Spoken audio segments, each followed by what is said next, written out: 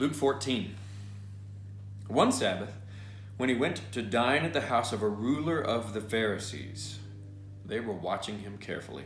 And behold, there was a man before him who had dropsy. And Jesus responded to the lawyers and Pharisees, saying, "Is it lawful to heal on the Sabbath or not?" But they remained silent. Then he took him and healed him and sent him away. And he said to them, "Which of you, having a son or an ox that has fallen into a well on a Sabbath day, will not immediately pull him out?" And they could not reply to these things. Now he told a parable to those who were invited when he noticed how they chose the places of honor, saying to them, "When you're invited by someone to a wedding feast, do not sit down in a place of honor, lest someone more distinguished than you be invited by him, and he who invited you both will come and say to you, 'Give your place to this person.' Then you will begin with shame to take the lowest place. But when you are invited, go and sit in the lowest place, so that when your host comes, he may say to you, 'Friend, move up higher.' Then you will be honored in the presence of all who sit at table with you.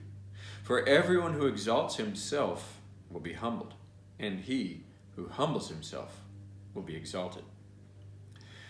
He said also to the man who had invited him, "When you give a dinner or a banquet, do not invite your friends or your brothers or your relatives or rich neighbors, lest they also invite you in return and you be repaid.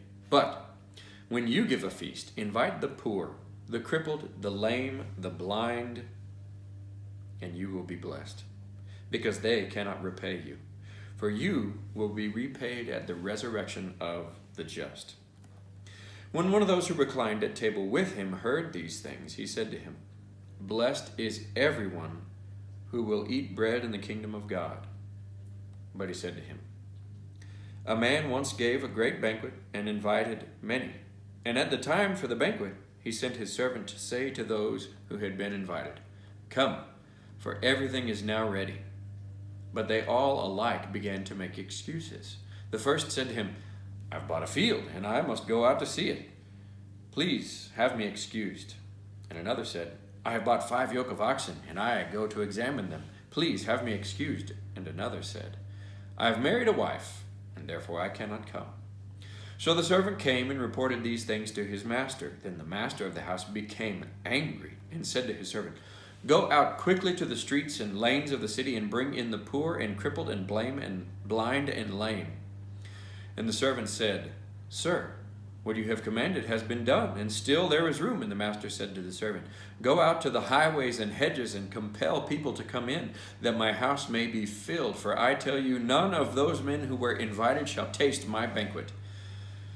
Now great crowds accompanied him, and he turned and said to them, 'If anyone comes to me and does not hate his own father and mother and wife and children and brothers and sisters, yes, and even his own life, he cannot be my disciple. Whoever does not bear his own cross and come after me cannot be my disciple. For which of you, desiring to build a tower, does not first sit down and count the cost, whether he has enough to complete it? Otherwise, when he has laid a foundation and is not able to finish, all who see it begin to mock him, saying, 'This man began to build and was not able to finish.' Or what king, going out to encounter another king in war, will not sit down first and deliberate whether he is able with 10,000 to meet him who comes against him with 20,000? And if not, while the other is yet a great way off, he sends a delegation and asks for terms of peace. So therefore, any one of you who does not renounce all that he has cannot be my disciple. Salt is good, but if salt has lost its taste, how shall its saltiness be restored? It is of no use either for the soil or for the manure pile. It is thrown away. He who has ears to hear, let him hear."